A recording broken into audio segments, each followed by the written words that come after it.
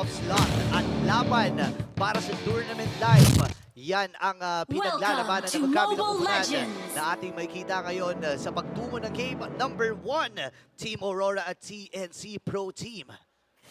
Ano na tayo parang kung sino ang mas may gustong magbigay ng pagbabago. Pagbabago? Oo, kailangan ng pagbabago. Tama! Isa sa mga pagbabagong yan ay yung maagang poke doon sa ating EXP lane. Ganon din naman na para kay Escalera. Parang napapansin ko, no, nung nabuhay sila Khalid, well, matagal naman silang buhay. I mean, napipick na sila ulit. Oo. Ganon din sa Cho, ganon din sa Masilda. At part na pa nga din siya ng keys to victory natin kanina. So, nagbabago na rin yung ating laro. Feeling ko isa sa mga factor dito kasi assassin meta no? And majority ng mga heroes na kinukuha is purple buff dependent. And doon malakas yung isang Khalid, no? Yung sack rotation na mabilis. Kagaya nga yan, oh! Oo, si Edward na pa-flicker out. So, buhay pa rin. At isa sa mga nakikita nating changes for TNC, no, napaka-aggressive nila early on pa lang dito sa ating game. Talagang kitang-kita kung saan nagpa-farm si Demon Kite. By the way, level 4 na si Demon Kite. Pwede mag-Tempest of Blades anytime, pero hindi na daw kailangan. So, first blood para dito sa Aurora. May kuha kagad. Tapos napunta naman ito kay Renny J. Mabuti na lang. Maswerte pa rin ng CNC dito na hindi napunta kay Demon Kite. Pero nakita natin kanina yung prediction. Pero na-predict ata ng TNC na lalalim itong si Uwet. Nakuha na rin ng CNC. Oo, tuloy pa rin yung laban natin sa may middle lane, pero makakabot na yata dito si Heads para makapag-flicker out. So, ang intense. 1-1 yung score natin. So, magkakaroon na rin ng turtle anytime para dito sa ating laban. So, parang nagkagamit na rin. By the way, dalawang flickers yung nagamit. Make it 3. Kasi nagamit na rin ni Kozen. Oo, si Kozen na-force na rin yung kanyang flicker doon. Pero gets mo yung ginagawa ng TNC dito yun. And yung pagkuha nila ng Aurora dun sa final pick no, ng draft kanina. Dahil nga naman, hindi mo na kailangan ng super daming magic damage. Dahil nga naman yung jungle mo ay magic damage din talaga. Pero si Kozen, iipitin ata dito. Oo, parang maingat din si Demon Kite. Dahil nga din naman ay pwede na siyang pumunta dun sa kanyang purple buff. So si Renny J hinahabol dito mga players ng TNC. Sipa. At ginamit na rin yung pagsipa. And a kill against Renny J para dito sa TNC. Hindi na nakagalaw. Frozen baka ang ating nakita doon with that ultimate from Hatred. And magandang simula ito para sa TNC. Remember, malaki ang at stake dito sa laban na ito kasi tournament life ang inilalaro ng TNC. Kailangan 2-0 para madugtungan ang kanilang buhay para sa next week na dadaan sila or sa mga next games nila.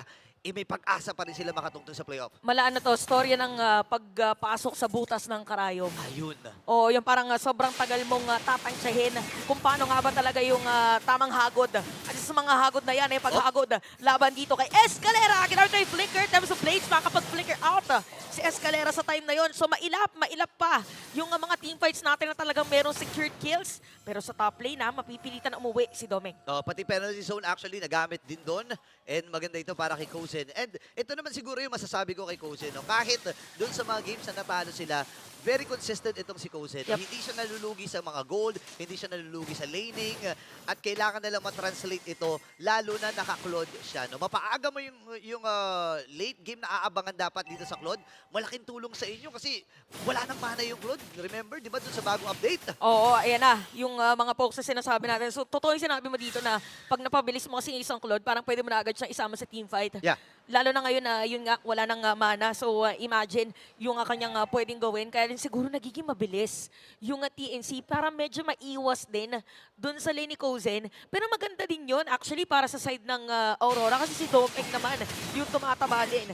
So, talagang kakaiba nangyayari dito sa ating Land of Dawn dahil meron na agad na 4 na players ng TNC na nakapwesto at pwede mag-zone out doon. Baka magkaroon ng turtle at patay na rin yung baka. So, things are looking good para dito sa TNC. Hindi na naman nakagalaw, pangalawang beses na yan, pero habol na naman si Escalera.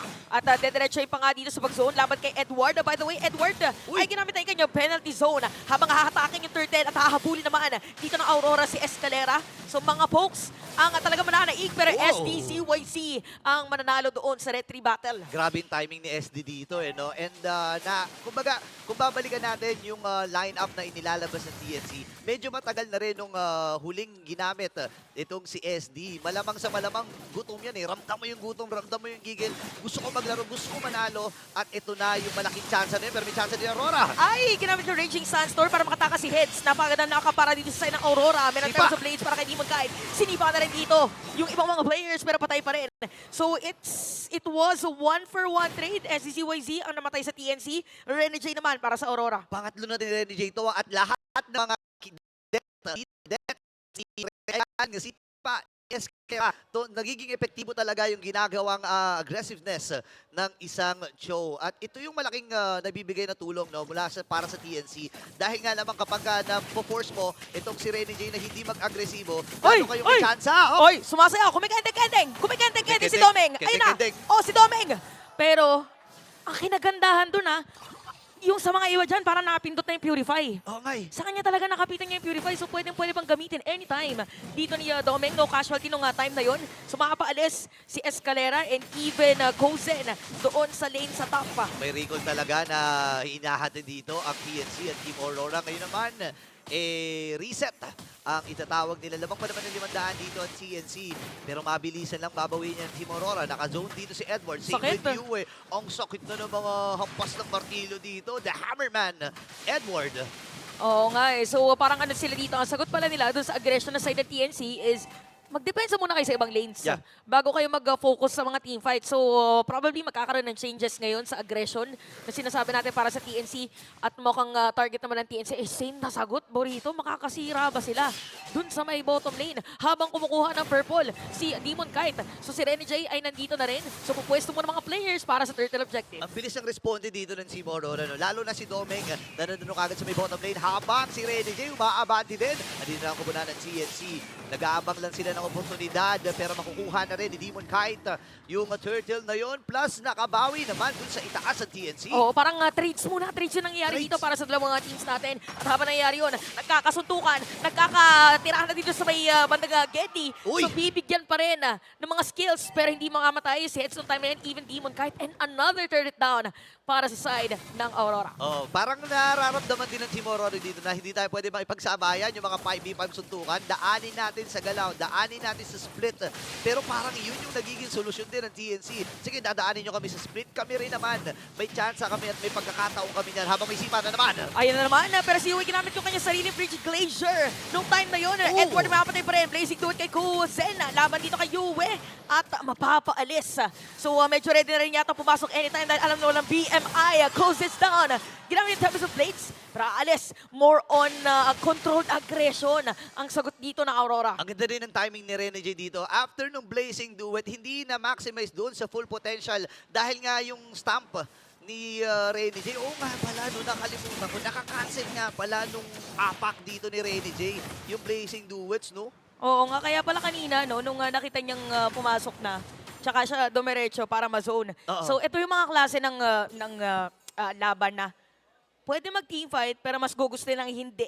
Ito na, SDCYZ, the OG Phoenix Army. Oo, ibang klase 151. Siya may pinakamaraming kills dito, no? Para sa organization. Games played ng din. TNC, pati games played. No, remember, ang dami rin pinauso niyan. Yung Demon Slayer na emblem, siya rin gumawa nun yung mga Karina plays niya. Sa akin yun, Karina moments. Grabe no, napaka-nostalgic. Oo. Nung mga ano natin dito, ng mga games natin. Nakita natin si 1-1 kanina.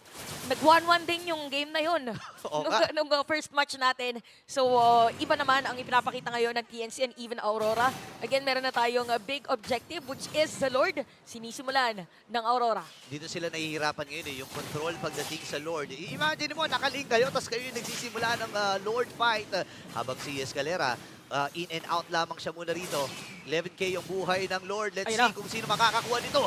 Parang inuhold lang parang binibait yata, pero zone, dalawang tatamaan doon. Habang aaray naman si Edward, buhay pa rin ba? Hindi ginamit yung Blazing Do It, makakatakas at BMA out. Doon sa nag-Blazing Do It, Escalera's gonna be down. Di mo kayo makakakuha ng Lord. At ang target na nila si SDCYC.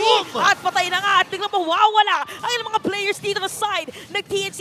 Even Domeng 1-0-2 na para dito sa ating laban. Tatlo ang tumba at nagkaroon pa ng Lord na nakuha dito ang Team Aurora. Si Rene J lang ang naging kabayaran ng naging kaganapan na yun.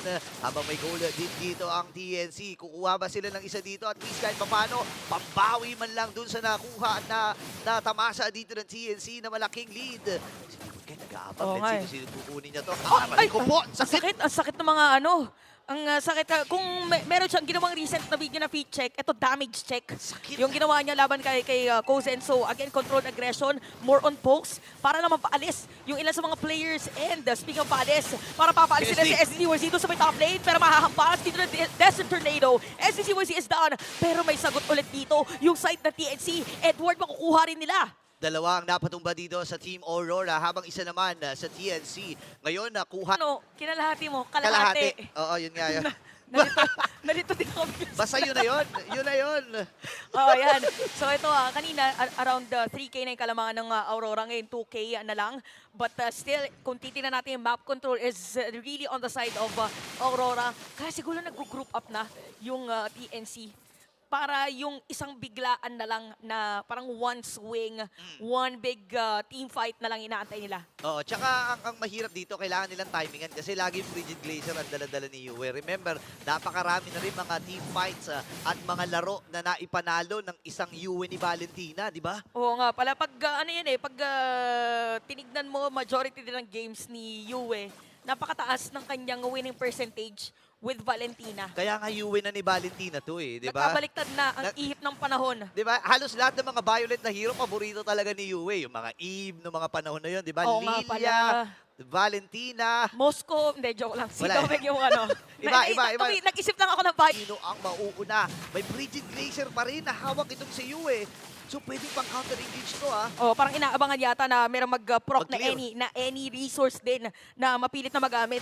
So medyo malamig muna si Heads ngayon para sa TNC kasi kanina medyo mainit Iba kasi yung skin na yan di ba? Alam ko sa tubig yung skin na yan So kailangan niya talaga maging malamig dito habang kinakalahati na yung buhay ng Lord. Andito rin si Edward, same with Yue. Kumpulan ang Aurora. May pagkakataon ng TNC na sumet up. Pero sa may bandang ibaba, si Escalera. nakakunsin na. Sino kaya ta-targetin? Ginamit yung Flicker at ginamit na rin doon yung Tempest kanyang of Blade. ultimate. Tempest of Blade naman makakatakas pa rin. Dito si Demon Kite at may iwan pa si Heads. Double Shit! pumasok na rin. Yung mga sinasabi natin pag kenteng-kenteng hatred magiging target nila. Mawawalan dito ng passive habang si Yue meron do target na isa. Triple Ay! kill para kay Demon Kite. Takbo! Kailangan tumakbo. Kailangan ng skater tumakbo. Pero yung mga players dito ng Aurora naka-ready mag-clear ng minion wave doon sa may middle lane at sisirain na nga nila yung Torres successfully. Naku, sasalubungin na nito. May Siege Minion ang Team Aurora! At wala nang ang dedepensa dahil na zone out na at isang mabilis lang Aurora para sa game number 1.